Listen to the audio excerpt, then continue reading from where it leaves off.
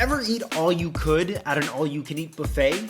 A woman in California did, and she ended up in the hospital. What do you do when your car is sinking to the bottom of a lake? I have no idea, but a girl in Ottawa decided to take some selfies. And I hate to give Machine Gun Kelly and Megan Fox any more real estate, but this is the kind of crazy that you love to hate.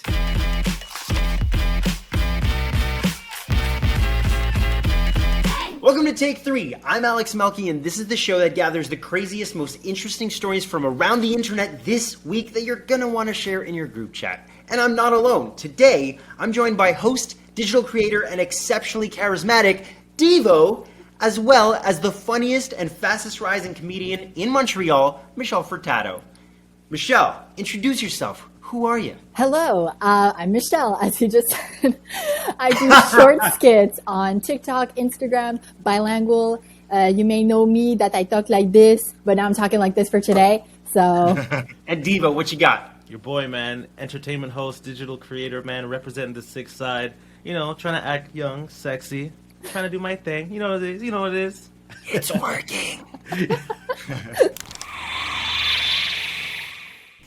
I want to kick things off with this first story because it's blown up. It's a story out of Canada. A woman was spotted, right? Her car had sunk into the Rideau Canal in Ottawa. I don't know if she was driving on it. We still don't have all the information. But the part of this video where it kicks off is she is standing on the trunk of the car. It's the only part of the car that's sticking out of the water. That's great. And she decides to take a video, a selfie, as people around her are clamoring to get onto a kayak and get out to save her. Michelle, what do you think? What would you do in a situation like this? Oh my God. I just think that we're so desensitized. Like, These things happen all the time now. Like, I saw a TikTok the other day where it was two girls that got into a car crash, and then after they were filming themselves and be like, lip syncing to a rap song. And I was like, how does your mind immediately like live a traumatic event? Yeah. Is it a coping mechanism? Do they not want to deal with it? I guess so. Like that happens and then they're just like content. You know? Content. Yeah. I would be like crying probably, sobs, maybe 7 stages of what is it? Denial, acceptance, anger. You look at it and laugh. I think there's a lot of people laughing with her. Got it. But I'm like, yo, come on now. Again, and call your insurance. Call your insurance. Call your parents. I don't know. I'd be worried about dropping my phone in the river, to be honest. Fair enough. Do you have Apple Care too? Story number 2. This one I can relate to a little bit personally, and I have a story I'll drop your way. But 24-year-old Danielle Shapiro ended up in the hospital after trying to get her fill at an all-you-can-eat sushi place in California. Now, according to Danielle, they rolled out 32 rolls or pieces of sushi, among a bunch of other things. And for a while, she was living her best life, providing a new home for tuna, salmon, and avocado inside of her stomach. But then as soon as she went to pay the bill, she started feeling some rumbles. She ended up in the hospital with acid reflux. Oh my God. Right? Now, I don't know. First of all, have you guys been to all-you-can-eat buffet places before, like especially sushi? Absolutely. Is she okay? Before I laugh. She's okay. Okay. She's okay. She said she would one day return to the sushi place. Kind of like after a shark attack, going back to the scene of the crime. Fair enough. Does anyone here know that show Dragon Ball Z? Yes. Okay, there's that famous character Goku. I think Goku is the only person in life that I think could match to this girl's sushi obsession. And even then, I think she would still get the W. I was watching the video and it just kept going and there was more sushi and another one and another one and another one. And at first you're like, you know what? I'm kind of hungry. Right? You know what? She's right. Yeah, I could dip it in some soy sauce right now. I could do this. But you're like 30 seconds in and she's still going and you're like, yo, it's been 50 seconds. And you're like, oh my God, she's still going. It's hilarious. It gets dangerous at one point. I'm like super into mukbangs, like culture. Oh yeah. Yes. I've seen my fair share of those. Yes. Do you do mukbangs? No, I could never. Oh. No. But I love watching people eat. Like it really, I don't know, it opens up my appetite to watch people enjoy food. Honestly, I've been there, not like hospitalized, but I've been there, like my first experience, all you can eat. Yeah. going there, it's like grocery shopping when you're really hungry. You just want Yes. to buy the whole store. Oh, it's so dangerous. Especially when they give you the tablet and you can choose for yourself. Yeah. I'm a child. I need an adult to take it away from me. Take it away. They used to lock it. They don't lock it anymore. For real. If it's like pretty pictures on a tablet, I think it's a game. And I'm just like, oh yeah, add to cart. It's so bad. Tap revenge. There's a running joke with my friends because a situation like this literally happened to me. I didn't end up in the hospital or anything, but we went to an all-you-can-eat sushi buffet and I was in charge of selecting the stuff because my brain isn't good at math, but it's good at figuring out sushi, right? It's this weird skill I have.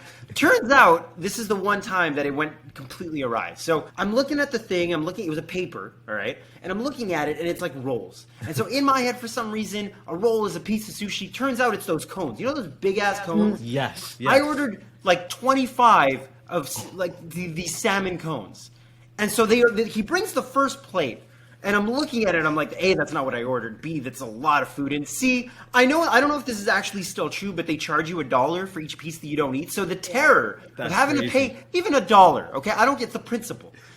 So he brings out the plate and I look at it and I'm like, oh my God. And I'm like, how many? And then he brings out a second plate. And then I ask him, I go, that's it, right? And he goes, there's 2 more. And I'm like, I need you to stop it.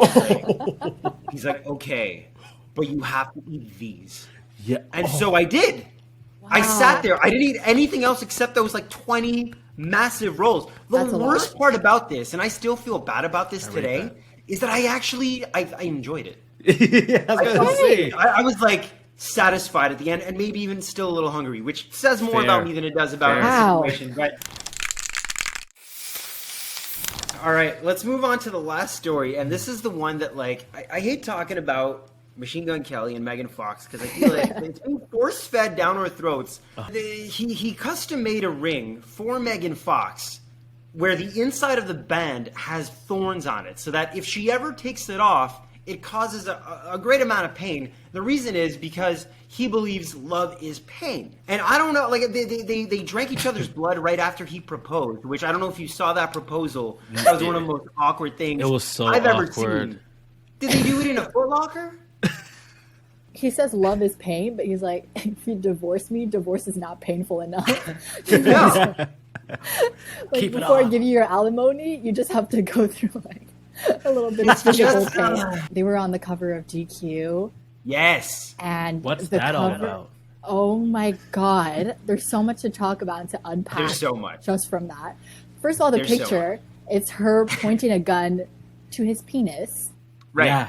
If you want to procreate, maybe not a good idea. And the caption is... Okay, so let's talk about the caption. These are the things that, in this interview with GQ, Megan Fox said is a major part of their relationship. It sounds like a weird vampire fanfic synopsis. Okay, this is erotica. I don't know. Okay, here it goes. The tale of 2 outcasts and star-crossed lovers caught in the throes of a torrid solar flare of a romance featuring. Now there's a list. So far, so good. It's kind of romantic, maybe kind of hot, you know? Yeah, I kind of like it. Okay. Feverish obsession, guns, addiction, shamans, lots of blood, general mayhem, therapy. At least there's therapy. We're going to need to circle back on Bloods, addiction, therapy though. Tantric night terrors, binding rituals, chakra sound baths, psychedelic hallucinations, organic smoothies.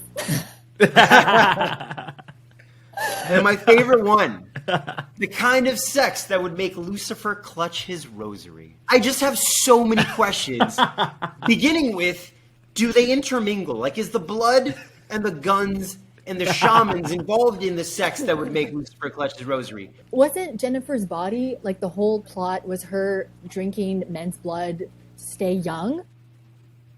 Reality? Wait a second. True. Wait a second. Is art imitating reality, or is reality imitating art? Did she get so obsessed in the role? Did she Daniel Day-Lewis it? True. It's gotten to the point now that I'm actually excited for the next insane headline because I feel like they're trying to one-up each other. I feel like it's like they're in a competition with themselves to see how weird they can take it. Absolutely. And I'm here for it a little bit, you know? Guys, thank you so much for making it on the show today. You have been amazing. Michelle, how can people find you? Michelle Furtado, Instagram, TikTok. Find me there. Yes. Devo, what about you, brother? All my socials at Devo D Live. Very simple, at DEVO D Live. You got it. It's all the same on all of them? The whole thing. You're a lucky man. You know how many different names I've had to come up with? I know. Guys, thank you, and I will see you on the next one. Thank you. Thank you so much for watching. If you want to check out more Take 3, you can find us on Snapchat, Instagram, TikTok, and Facebook, the place your parents go to. It's all good. We're there for them as well. Everybody is welcome at the house of Take 3. See you next time.